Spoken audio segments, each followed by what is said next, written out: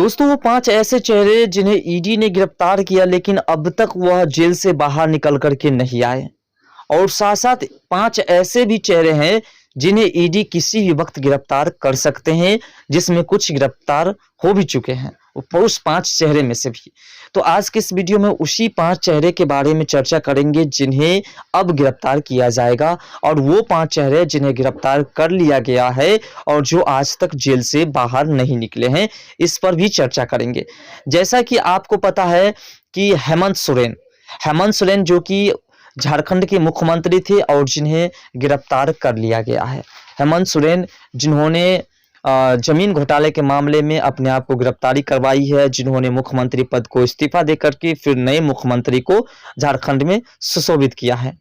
प्रवर्तन निदेशालय ने यानी कि ईडी ने कथित भूमि घोटाले में झारखंड के मुख्यमंत्री हेमंत सोरेन को बुधवार रात गिरफ्तार कर लिया। लेकिन यह पहला मामला नहीं। Prevention of money laundering act यानी कि पीएमएल के तहत ईडी अब तक 100 से ज्यादा नेताओं पर शिकंजा कस चुकी है। इनमें से 5 तो ऐसे हैं जिन्हें ईडी ने गिरफ्तार किया और अब तक जेल से बाहर नहीं आ पाए हैं।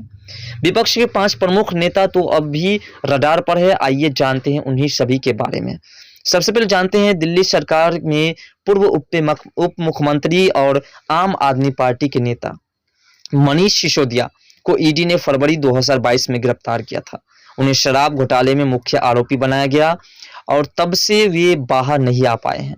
2 दिन पहले उन्होंने राव रेवेन्यू कोर्ट में याचिका दायर की कर पत्नी से हर हफ्ते मिलने का समय मांगा था। ईडी को अभी इस पर जवाब देना बाकी है। अभी तक ईडी ने इस पर कोई जवाब नहीं दिया है कि क्या वह मिल पाएंगे अपनी पत्नी से हर हफ्ते या नहीं मिल पाएंगे।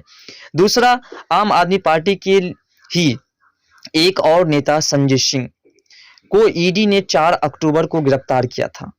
दिल्ली आबकारी नीति से जुड़े कथित घोटाले में उन पर भी मनी लॉन्ड्रिंग का आरोप है।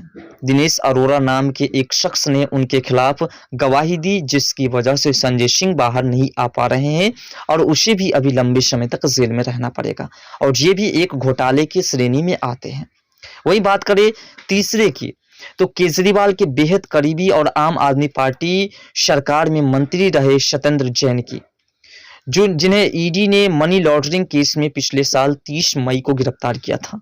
उन पर 4 कंपनियों के जरिए धन शोधन का आरोप है, जो कथित तौर पर उनसे ही जुड़ी हुई है। फिलहाल सुप्रीम कोर्ट ने इलाज के लिए उन्हें अंतरित जमानत दी हुई है। इलाज के बाद उन्हें फिर से जेल में डाल दिया जाएगा और अभी तक उसके जेल से निकलने की कोई ऐसी सूचना नहीं मिली है। लंबे समय तक वह जेल में रह सकते हैं।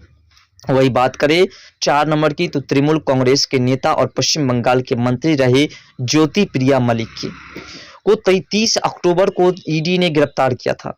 करोड़ों रुपए के राशन वितरण घोटाले में उनकी संलिप्तता पाई गई है। ये घोटाला 2011 से 21 के बीच हुआ था। तब ज्योति मलिक राज्य के खाद्य मंत्री थे और तब से वे जेल के अंदर है और उसके जेल से निकलने की अभी कोई सूचना नहीं मिली है। वो भी अभी लंबे समय तक जेल में रह सकते हैं। 5 नंबर की, तो तमिलनाडु की डीएमके सरकार में मंत्री वी संथिल बालाजी को भी ईडी ने गिरफ्तार किया था। बालाजी तकरीबन 260 दिनों से सलाखों के पीछे है। उन पर नकदी के बदले नौकरी मामले में धन शोधन का आरोप है। 31 जनवरी तक वह प्रवर्तन निदेशालय की रिमांड पर थे। हाईकोर्ट ने उनके जेल में होने के बावजूद मंत्री पद पर बने रहने पर सवाल उठाया है। हाईकोर्ट ने कहा है कि वो जेल के अंदर है तो फिर वह मंत्री पद पर नहीं रह सकते हैं, बल्कि उसके जगह पर किसी और को मंत्री बनाया जाए। इस पर भी अब प्रश्नबाजी चल रहा है और इसके तहत भी उसके ऊपर कार्रवाई हो सकती है। फिलहाल ऐसा कोई प्रावधान नहीं किया गया है, लेकिन इस पर प्रश्न चिन्ह लग चुका है। वही बात करें 6 नंबर की, जो बड़े नेता ईडी की रडार पर है, उनमें सबसे पहला नाम दिल्ली के मुख्यमंत्री अरविंद केजरीवाल का है। केजरीवाल को ईडी 4 बार समन भेज चुकी है, लेकिन वे पेश नहीं हुए हैं। अब ईडी ने उनसे 5वां समन भेजा है और पूछताछ के लिए बुलाया है।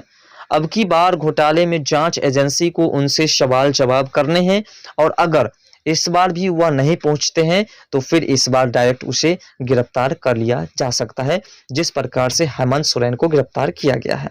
वही बात करें 7 नंबर की, तो दूसरे नंबर पर पश्चिम बंगाल की मुख्यमंत्री ममता बनर्जी के भतीजे अभिषेक बनर्जी हैं। बंगाल स्कूल रोजगार घोटाले की जांच के सिलसिले में प्रवर्तन निदेशालय ने 9 नवंबर को उनसे पूछताछ किया था। प्राथमिक स्कूल नौकरी घोटाले में पैसे के लेन देन की जांच के संबंध में एजेंसी ने उनसे पूछताछ की थी। तब अभिषेक ने कहा था कि मेरे पास छिपाने के लिए कुछ भी नहीं है, जो भी है सभी के सभी सामने है। तो हो सकता है कि आने वाले समय में इन्हें भी गिरफ्तार कर लिया जाए बहुत जल्द। अगला है राजद नेता और लालू प्रसाद के पुत्र तेजस्वी यादव भी घिरते नजर आ रहे हैं। एक दिन पहले ही ईडी ने नौकरी के बदले जमीन घोटाला मामले में उनसे 10 घंटे पूछताछ की थी। कहा जा रहा है कि ईडी की टीम ने 60 से अधिक सवालों की लिस्ट तैयार की थी और इससे पहले लालू यादव से भी ईडी ने पूछताछ की थी। इसमें इससे पूछा गया कि आपके पास इतनी पैसे कहां से आए और अभी आपके पास कोई जो है पद नहीं है, तो फिर आपने इतने इकट्ठे पैसे कैसे कर लिए और 4 करोड़ रुपए लगभग सालाना आपके कहां से आ जाते हैं। तमाम तरह के प्रश्न किए गए हैं और ये भी ईडी के रडार पर है, किसी वक्त इसे भी गिरफ्तार किया जा सकता है।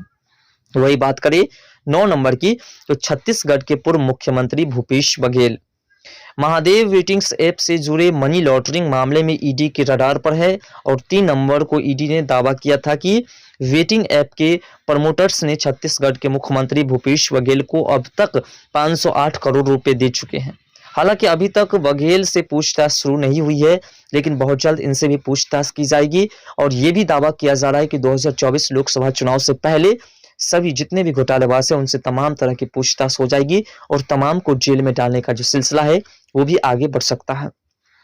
10 नंबर पर है जो 5 नंबर मतलब पकड़ाने की सिलसिला में है शरद पवार।